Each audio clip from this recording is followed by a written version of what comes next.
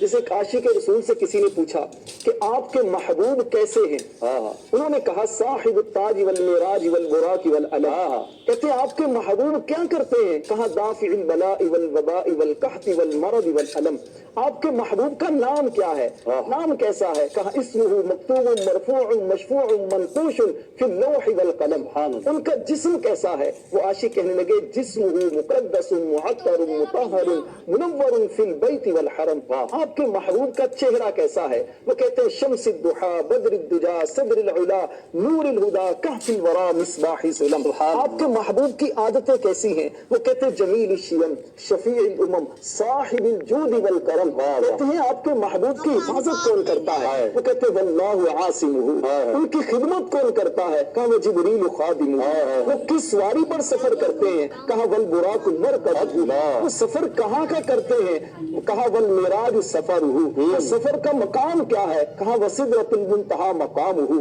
وقاب قوسین مطلوب ہو، والمطلوب مقصود ہو، والمقصود موجود ہو، پھر کہتے ہیں آپ کے محبوب کی شانیں کیا ہیں، کہتے ہیں سید المرسلین خاتم النبیین شفیع المذنبین انیس الغریبین راحت العاشقین مراد المشتاقین شمس العارفین سراج السالکین مصباح المقربین، وہ کہتے ہیں آپ کے محبوب غریبوں کا کتنا خیال کرتے ہیں، وہ کہتے ہیں محب الفقراء والغرباء والمساکین،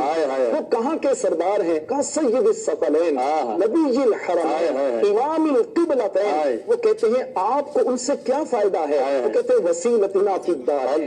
صاحب قاب قوسین، وہ کہتے ہیں دنیا والے ان سے بڑی محبت کرتے ہیں، ذرا یہ بتاؤ کہ اللہ بھی ان سے پیار کرتا ہے، وہ کہتے ہیں محبوب رب المشرقین رب المغربین، وہ کہتے ہیں آپ کی محبوب تو بڑی شانوں والے ہیں، ان کی اولاد کیسی ہے، کہا جد الحسن والحسین، وہ کہتے ہیں آپ ان کو کیسا سمجھتے ہیں کہ ہم مولانا و مولا الثقلین، کہتے ہیں یار اتنی شانوں والے محبوب ہیں، اب نام تو بتا دو محبوب کا نام کیا ہے، وہ کہتے ہیں ابی القاسم محمد بن عبد اللہ نور اللہ، پھر وہ عاشق خطاب کرتے ہیں یا ایھا المشتاقون بنور جمالہ، اے عاشقو اے حضور سے محبت کرنے والو ان کے نور جمال میں گم ہو جاؤ، اور ایسے گم ہو جاؤ جس طرح حسان بن ثابت گم ہوئے، جب انہوں نے رخ مصطفیٰ کو دیکھا تو کہنے لگے وہ احسن منک لم تر قط، آقا آپ سے زیادہ خوبصورت حسان کی آنکھوں نے نہیں دیکھا، کیسے نہیں،